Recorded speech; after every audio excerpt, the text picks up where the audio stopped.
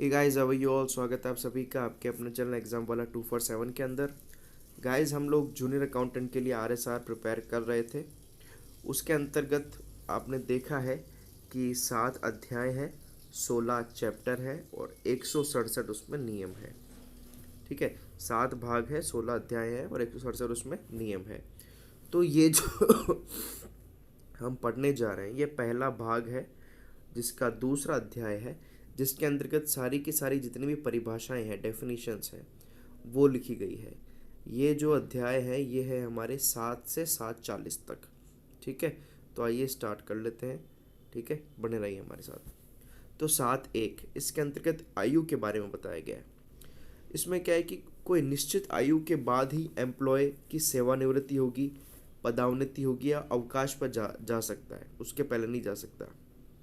ठीक है, अब इसमें क्या है कि जैसे रिटायरमेंट हो रहा है, जिस दिन वो किसी विशिष्ट आयु को प्राप्त कर लेता है तो वो दिवस अकार्य दिवस कहलाएगा। मतलब उस दिन वो कार्य नहीं करेगा, अकार्य दिवस कहलाएगा। अब जैसे कईयों को पता ही नहीं होता बर्थ डेट का, तो GF&AR के पैराग्राफ 63 के अनुसार क्या है, डेट ज्ञात करने की प्रक्रिया क्या है। अगर भाई जैसे उसको सिर्फ इतना पता है कि मुझे पता है कि मैं इस साल में हुआ था, डेट नहीं पता, तो उस साल की 1 जुलाई को मान लेंगे। अगर वो बोले कि महीना भी पता है मेरे को, मैं जुलाई में हुआ था और 2023 में हुआ था, लेकिन ये नहीं पता कि भाई डेट क्या है, तो फिर उस मंथ की कौन सी मानेंगे, 16 तारीख को मानेंगे। ये डेट निकालने का तरीका है। ठीक है, आई होप क्लियर होगा आपको। 7.2 के अंदर है शिक्षार्थी यानी अप्रेंटिस। इसमें क्या है, जो किसी कार्य हेतु गवर्नमेंट सेवा में चुना जाए अस्थायी रूप से, है ना, स्टाइपेंड पे चुना जाए, लेकिन किसी पद पर ना हो, किसी पद पर उसका पदाधिकार नहीं है, सिर्फ कोई काम को अंजाम देने के लिए उसको चुना गया है, स्टाइपेंड दिया जा रहा है, वो क्या कहलाएगा, आपके शिक्षार्थी अप्रेंटिस कहलाएगा। फिर 7 का 3 संविधान। इसमें क्या है, संविधान से तात्पर्य यानी भारत के संविधान से है।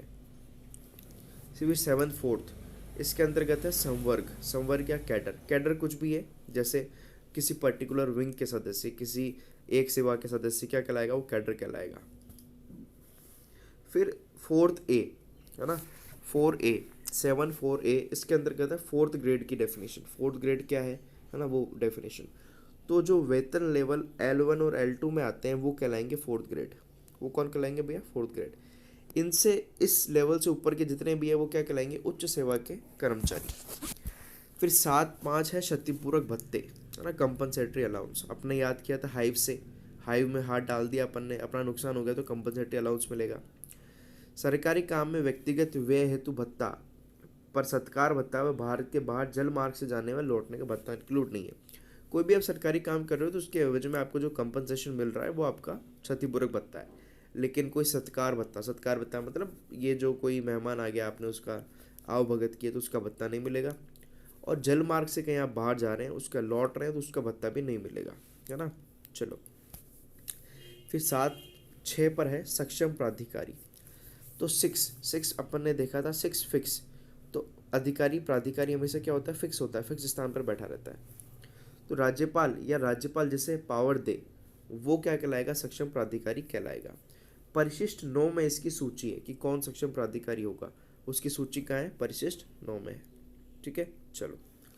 फिर 7 का 7 में है संचित निधि। क्या है, संचित निधि अपन ने याद किया था 7 हेवन से। हेवन में क्या पढ़ा था, बक्सा पढ़ा था, बक्से में पैसे थे, मतलब बक्से में संचित निधि थी। संविधान के अनुच्छेद 266 में गठित राज्य की संचित निधि से इसका तात्पर्य है। ठीक है, तो वो वाली संचित निधि कहलाएगी। फिर 7 का A में है रूपांतरित अवकाश, है ना, कम्यूटेड लीव। ये क्या होती है, नियम 93 उपनियम 2 के प्रावधानों में जो वर्णित है वो क्या कहलाएगा, आपका रूपांतरित अवकाश। अब वो क्या है अपन तो आगे बढ़ेंगे, अभी इसमें डेफिनेशन है सिर्फ। फिर क्या है, कर्तव्य क्या है, 7 के 8 में डेफिनेशन लिख रही है कर्तव्य क्या है।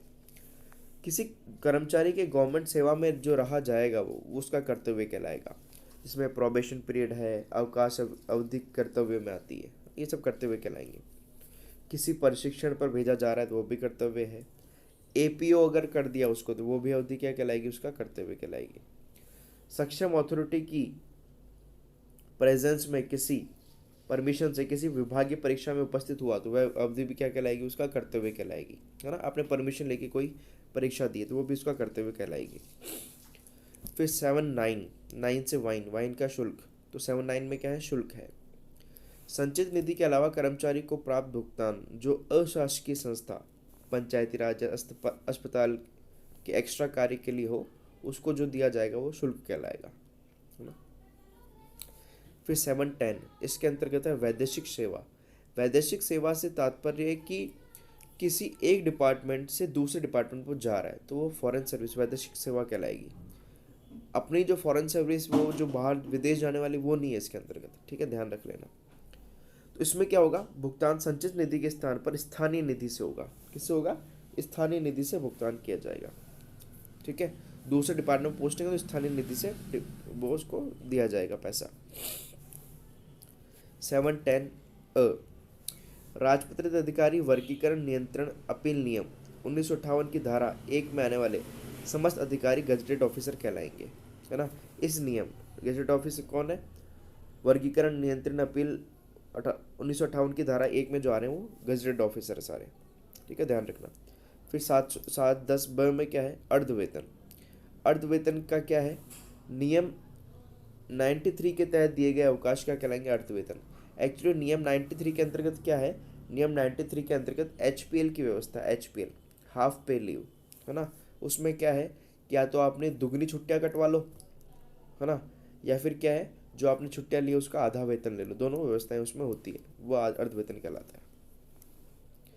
फिर देखो, फिर है विभागाध्यक्ष 7-11, इसमें क्या है, विभागाध्यक्ष की डेफिनेशन है। देखो, परिशिष्ट 14 भाग 2 के तहत आने वाले समस्त अधिकारी क्या होंगे, विभागाध्यक्ष कहलाएंगे। हमेशा परिशिष्ट 9 की बात कर रहे थे, लेकिन इसमें किसकी बात की गई है भैया, इसमें बात की गई परिशिष्ट 14 की, ध्यान रखना, अलग है ये। फिर 7-12 में है 12 बल्ब फूट गया तो सार्वजनिक अवकाश हो गया। इसमें है सार्वजनिक अवकाश, अवकाश जो गवर्नमेंट द्वारा किसी अधिसूचना के आधार पर घोषित हो, वो अवकाश क्या कहलाएगा भैया, सार्वजनिक अवकाश कहलाएगा, है ना। गवर्नमेंट नोटिफिकेशन निकालती है एक बार के अंदर। फिर है मानदेय 7-13, मानदेय, तो 13 हर्टिंग। मानदेय जो क्या करता है, हर्ट करता है। मानदेय हमेशा क्या करता है, हर्ट करता है, क्योंकि थोड़ा मिलता है ना, इसलिए हर्ट करता है। तो सरकारी कर्मचारी को सामयिक कार्य करने पर देय, सामयिक कार्य करने पर जो जो रूटीन के वर्क कर रहा है उसको अगर कर रहा है तो कोई मानदेय दिया जाएगा, कोई सैलरी वगैरह दी जाएगी। 7-14 पदभार ग्रहण काल, इसके अंतर्गत क्या है, 1981 नियमों के अकॉर्डिंग कर्मचारी को एक स्थान से दूसरे स्थान पर ट्रांसफर कर दिया जाता है तो उसको टाइम दिया जाता है ज्वाइनिंग का, उसको पदभार ग्रहण काल कहलाते हैं। अब इसमें अलग अलग कंडीशन है कि भाई जगह के जगह ही अगर वो सिटी में ही कर रहा है तो उसको कोई टाइम नहीं दिया जाएगा, और दूसरी जगह जा रहा है तो उसको 1000 किलोमीटर जा रहा है तो उसको 10-15 दिन दिए जाएंगे, ऐसा अलग अलग है, ठीक है। फिर 7-15 अवकाश, कर्मचारी द्वारा अपने खाते से लिया गया अवकाश क्या कहलाएगा, अवकाश कहलाएगा। तो 7-15 लिफ्ट इन, लिफ्ट इन क्या है, अवकाश पर है, लीव पर है, लिफ्ट इन, लिफ्ट, ठीक है। फिर 7-16 में है अवकाश वेतन। 16 कैंटीन, भाई अवकाश वेतन चाहिए, कैंटीन में आ जाना, कैंटीन में आ जाना, किसी को दिखना मत, साइड में आ जाना, अवकाश वेतन ले जाना, ऐसा ट्रिक है ये। जिस प्रकार का अवकाश है उसी के अकॉर्डिंग उसको वेतन दिया जाएगा, ठीक है, नियम 97 के अकॉर्डिंग। जैसा अवकाश है वैसा ही वेतन मिलेगा। PL है तो PL का मिल जाएगा, HPL है तो HPL का मिल जाएगा, और कोई है तो उसका मिल जाएगा। फिर है 7-17 पदाधिकार, इसमें क्या होता है कि स्थायी पद पर स्थायी रूप से नियुक्त होने पर उस पद पर पदाधिकार रहता है ना। इसमें क्या होता है कि आप दूसरी जॉब में जाकर भी वापस कम बैक कर सकते हो, है ना। कुछ समय होता है इसका, उस पर आपका पदाधिकार रहता है, ठीक है। चलो 17 कैसे याद करोगे, 17 सेठ इन, सेठ जी, तो सेठ जी का अपनी गद्दी पर क्या पदाधिकार है। फिर 18 एक्टिंग वालों की भी क्या होती है, स्थानीय निधि होती है, लोकल फंड होता है, ठीक है, स्थानीय निधि। तो संविधान के अनुच्छेद 268 में आने वाली निधि क्या कहलाएगी, स्थानीय निधि कहलाएगी। कौन सा अनुच्छेद में आती है, 268 में। फिर 7-19 में आते हैं मंत्रालय कर्मचारी। परिशिष्ट 12 में आने वाले कर्मचारी क्या कहलाएंगे भैया, मंत्रालय कर्मचारी। तो परिशिष्ट 14 में जो आ रहे हैं वो तो कहलाएंगे आपके विभागाध्यक्ष, और परिशिष्ट 12 में जो आ रहे हैं वो क्या कहलाएंगे, आपके मंत्रालय कर्मचारी। ठीक है। और जनरल क्या होता है, जनरल 9 जो होता है ना 9, वो जनरल परिशिष्ट है, वो उसमें सारी डेफिनेशंस है। फिर 720 के अंतर्गत है माह यानी महीना। इसमें माह से तात्पर्य कैलेंडर की एक वर्ष की इकाई से है, उसको इसमें माह कहा गया है। ठीक है। 721 डिलीटेड है। 722 जो है इसमें स्थायी कर्मचारी की डेफिनेशन है।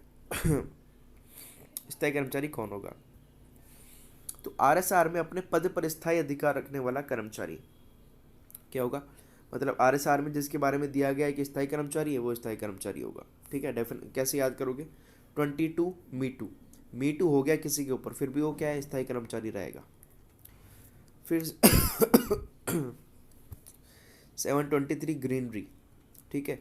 ग्रीनरी में उसको क्या कर दिया, ग्रीनरी का कोई सब्स्टिट्यूट नहीं है, ग्रीनरी का क्या नहीं है, कोई सब्स्टिट्यूट नहीं है ना, स्थानापन्न, मतलब ग्रीनरी तो अच्छी चीज़ है, उसका कोई सब्स्टिट्यूट नहीं है। तो यहाँ सब्स्टिट्यूट की बारे में बात की जा रही है। कर्मचारी जिन्हें स्वयं के पद के साथ साथ अन्य वर्ग चार्ज दिया जाता है वो स्थानापन्न कहलाते हैं, सब्स्टिट्यूट कहलाते हैं। जैसे क्रिकेट फील्ड में नहीं होता, कोई बाहर गया पानी वानी पीने, उसकी जगह कोई दूसरा फील्डर आ जाए, वो सब्स्टिट्यूट कहलाता है, वो चीज़ है।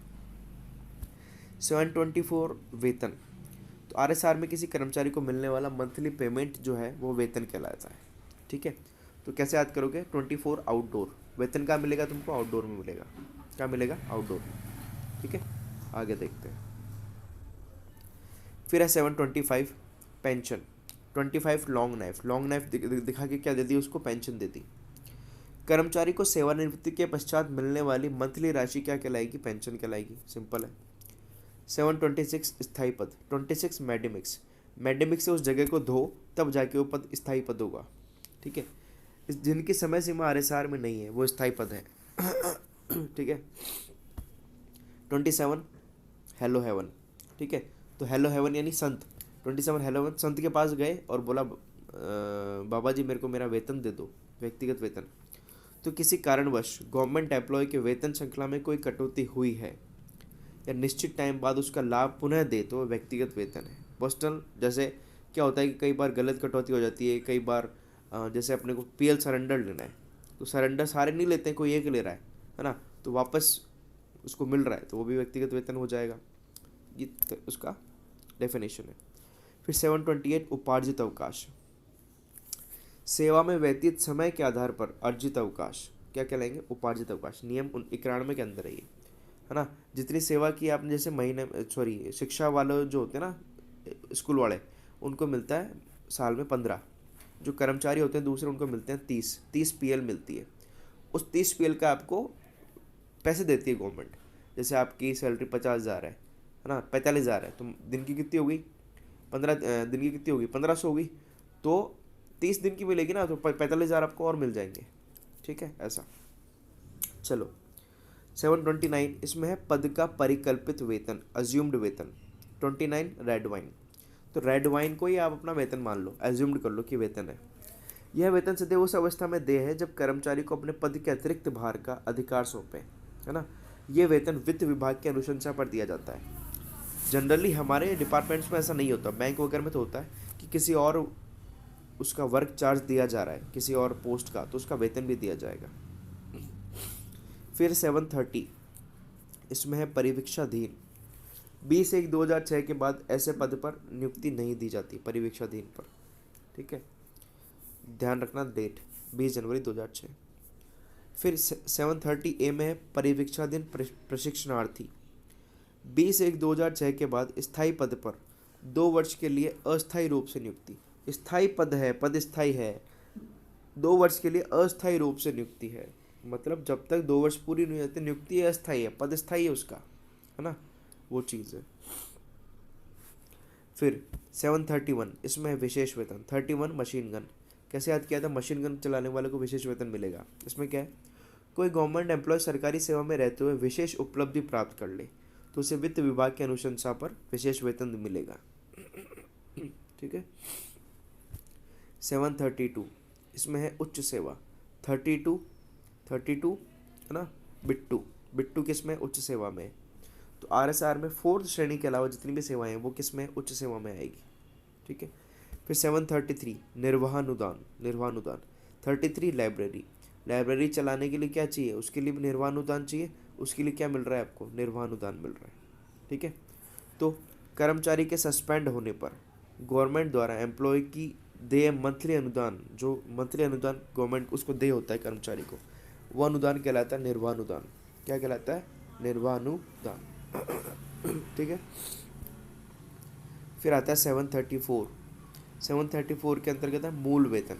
क्या आता है, मूल वेतन। तो इसमें क्या है, 734 मेटाडोर, तो मेटाडोर चलाने वाले को मूल वेतन भी मिलेगा और ग्रेड पे भी मिलेगा। तो वेतन श्रृंखला प्लस ग्रेड पे को मिला के जो बनता है वो क्या कहलाता है, आपका मूल वेतन कहलाता है। क्या कहलाता है, मूल वेतन। 734A नियुक्ति जिस पर कार्य करने वाले कर्मचारी का निश्चित पदाधिकार हो, वो नियुक्ति किसके अंदर आएगी, 734A के अंदर, ध्यान रखना। फिर अस्थायी पद जो एक वेतनमान में निश्चित समय में अवधि हेतु सृजित हो, वो अस्थायी पद है।